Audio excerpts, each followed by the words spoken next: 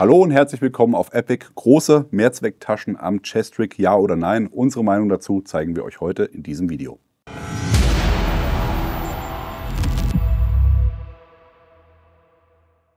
Wir haben uns gedacht, in Zeiten von Mikro-Chestricks oder von vorkonfigurierten Chestricks, wo die Taschen fix vernäht sind, machen wir mal ein Video zum Thema Mehrzwecktaschen, GP-Pouches, Utility-Pouches, wie auch immer ihr sie nennen wollt. Und zwar extra auch von den größeren Varianten, um euch einfach mal aufzuzeigen, wie man einen Chestrick idealerweise aufbauen kann. Warum eine Mehrzwecktasche? Der Name sagt schon, wenn man mehr Zweck mitnehmen will, braucht man eine Mehrzwecktasche. Bedeutet große Tasche mit viel Platz, um auch individuell beladen zu können. Aufträge ändern sich, entsprechend ändert sich auch die Ausrüstung. Einige Chestricks, die mit vorkonfigurierten Taschen kommen, sind dann limitiert. Dann habe ich vielleicht eine Tasche, die von der Größe her für eine kleine Trinkflasche passt oder für ein Funkgerät, vielleicht maximal noch für ein iFac, aber dann ist auch schon Schluss. Deswegen haben große Mehrzwecktaschen unserer Meinung nach auf jeden Fall ihre Daseinsberechtigung an einem Chestrick, auch wenn sie vom Platz her natürlich auch mehr brauchen. Wir haben hier als Beispiel für euch mal mitgebracht, einmal von Warrior Assault Systems, die Large Molle Medic Pouch. Heißt Medic Pouch, ist aber eigentlich keine. Nur, dass ihr es einmal vom Namen her habt. Und von Spiritus Systems die GP Tall. Sind beides sehr ähnliche Taschen, also relativ groß, haben auch ungefähr die gleichen Maße. Wir sprechen hier von 23 cm in der Länge, 18 cm in der Breite und von der Tiefe sind es 6,5 cm. Das sind ganz schön große Trümmer, aber dementsprechend individuell kann man sie auch nutzen. Und wir wollen euch einfach auch mal zeigen, auf was sollte man achten, wenn man so eine große Tasche sich anschafft.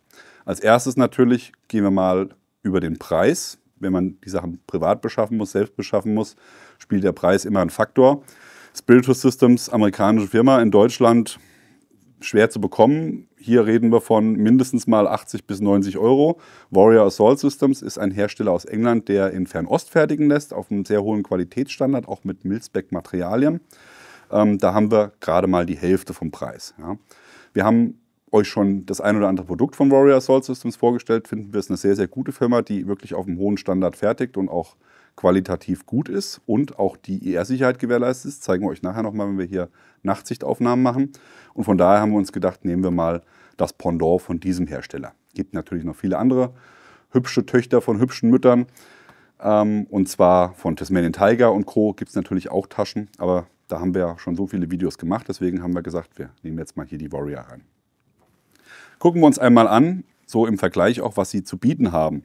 Die Spiritus, seht ihr, ist eine relativ glatte oder slicke Tasche, hat kein Molle auf der Außenseite, um nochmal zusätzlich Taschen anbringen zu können. Das ist auch so für uns so das Kriterium, wo wir sagen, das ist vielleicht ein Ausschlusskriterium für den einen oder anderen. Gerade auch bei einem Chestrick, wo ich dann 4 Spalten Pals brauche, um so eine große Tasche anzubringen und dadurch entsprechend auch der Platz für andere Taschen wegfällt. Ja, wenn ich jetzt noch ein Funkgerät mitnehmen möchte oder eine Granatentasche oder was auch immer noch hier zusätzlich zu den Magazinen mitgeführt werden soll, ist mit der Spiritus Systems dann schon Schluss. Ich kann natürlich hier einiges reinpacken, aber vielleicht will ich noch irgendwas im direkten Zugriff haben, wie zum Beispiel Handgranaten oder Rauchgranaten oder Funkgerät, GPS, was auch immer. Und das könnte man hier zum Beispiel bei der Warrior an der Außenseite anbringen. Die hat nämlich auf der Frontseite hier jeweils 4 Spalten Palsschlaufen, 4 in der Höhe auf der Front und dann nochmal an den Enden jeweils 2 in der Höhe und auch in der Breite. Haben wir jetzt hier auch zur Anschauung mal direkt vorne eine Handgranatentasche montiert, damit ihr sehen könnt, das wäre so eine typische Tasche, die man hier noch vorne anbringen kann, um das Volumen oder auch den Platz am Chestrick optimal zu nutzen. Die Frontschlaufen haben wir jetzt aktuell mal mit Knicklichtern bestückt, einfach um zu zeigen, dass man Molle nicht immer nur nutzen muss, um Taschen dran zu befestigen, weil das ist oftmals auch ein Kriterium, dass jemand sagt, ach, ich brauche jetzt nicht Molle, um dann nochmal aufzubauen. Wäre natürlich auch die Möglichkeit mit Stiften, mit Knicklichtern, alles was irgendwie flach ist und sich hier einschieben lässt, arbeiten zu können. Das wäre auch eine Möglichkeit. Bei der Spiritus Systems ist es so, die haben einfach hier vorne nochmal eine Zippertasche gemacht. Hätte natürlich im Vergleich zur Warrior den Charme, dass Gegenstände, die nicht sicher sind, wie zum Beispiel jetzt die Verpackungen von den Knicklichtern, dass die hier komplett verborgen wären. Ne? Man kann hier genauso viele oder vielleicht sogar noch mehr als 4 Knicklichter unterbringen und die hier in die Tasche unterbringen und dann entsprechend schließen. Dann sind die auch nochmal besser geschützt vor UV-Strahlung, vor Dreck oder was auch immer.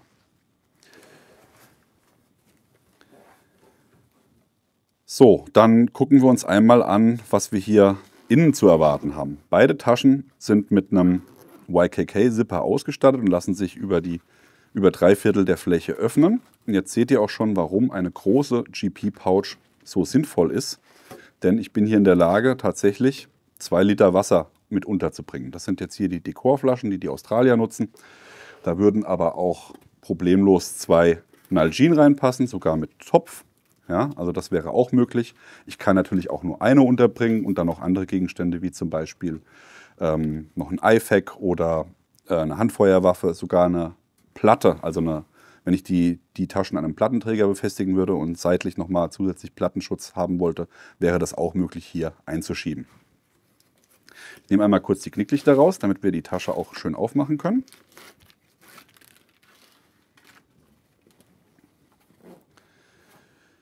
Bei der Innenausstattung merkt man jetzt auch so den Unterschied, dass die Warrior Assault Systems Tasche schon länger am Markt ist. Also das heißt, aus einer Zeit kommt, wo man nicht so mit modularen Modulen gearbeitet hat, die mit Klett befestigt werden. Hier sieht man, in der Innenaufteilung ist quasi nichts vorhanden. Deswegen finden wir auch den Namen Medic Pouch ein bisschen unangebracht in dem Fall, weil hier natürlich komplett die Innenorganisation fehlt. Man hat lediglich hier im Frontbereich nochmal eine Kletttasche als kleinen Einschub, wo ich nochmal flache Gegenstände unterbringen kann. Und das war es dann aber auch schon. Es gibt aber auch von Warrior natürlich nochmal andere Medic Pouches. Einfach da beim Googlen ein bisschen drauf Wert legen drauf und genauer recherchieren, was für Taschen denn hier noch mit Schlaufen arbeiten, um dann auch hier sowas wie beim Blackfolium Insert nutzen zu können. So sollte das eigentlich aussehen, damit ich die Sachen auch getrennt lagere und nicht alles in der Tasche einfach lose herumliegt.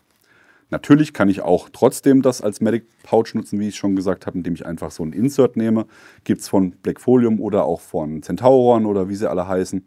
Und kann das dann entsprechend hier einbringen und habe dann nebendran, wie gesagt, auch noch Platz, um zum Beispiel hier die Nalgene mit unterzubringen. Hätte ich jetzt hier am Mann mein Erste-Hilfe-Kit und was zu trinken und sauber verstaut das Ganze. Gucken wir uns einmal noch mal kurz den Reißverschluss an sich an. Das ist nämlich auch nochmal eine spannende Geschichte. Sieht man hier sehr schön. Spiritus hat sich hier entschieden, den Reißverschluss exponiert zu machen. Jeder, der schon mal im Feld war mit so einer Mehrzwecktasche, der wird merken oder wissen, ein exponierter Reißverschluss, auch wenn er nach innen gekehrt ist, dass quasi die Zähne nach innen zeigen und dass hier oben eine glatte Oberfläche ist dreckanfälliger, als wenn ich jetzt was habe, wo hier nochmal der Reißverschluss eingefasst ist mit Lippen. Allerdings kann das natürlich auch wieder dazu führen, dass der Reißverschluss hängen bleibt. Hatten wir jetzt hier bei der Warrior-Tasche noch keine Probleme damit, aber solltet ihr einfach mal im Hinterkopf behalten bei der Wahl, wie eure Taschen verschlossen werden. Natürlich wäre auch eine klassische Mehrzwecktasche möglich mit einer Flappe und einem Fastex-Verschluss, wo ich von absehen würde, tatsächlich bei solchen Taschen ist was mit Klett, weil Klett ist immer laut. Bei den Magazinen sage ich immer, das ist überhaupt kein Problem. Wenn ich da ein Magazin leise entnehmen will, bereite ich das vorher vor. Und dann habe ich hier ein Magazin im leisen Zugriff. Und wenn die anderen gebraucht werden, dann knallt es Das heißt, ich lade nach. Dann ist auch der Klett scheißegal von der Lautstärke. Aber bei einer Mehrzwecktasche, wenn ich vielleicht auf Patrouille bin und was trinken will und was entnehmen will, ist natürlich ein Fastex-Verschluss, also ein Klickverschluss oder ein Reißverschluss immer deutlich leiser, als wenn ich irgendwo eine Klettflappe aufreißen muss. Gucken wir nochmal zum Vergleich uns die Spiritus auf der Innenseite an. Hier ist dann das, wovon ich gesprochen habe und auch nochmal ein Anwendungszweck, ne? Nämlich einfach nochmal mehr Wirkmittel mitnehmen, mehr Munition. In beide Taschen passen 6 AR-Magazine rein.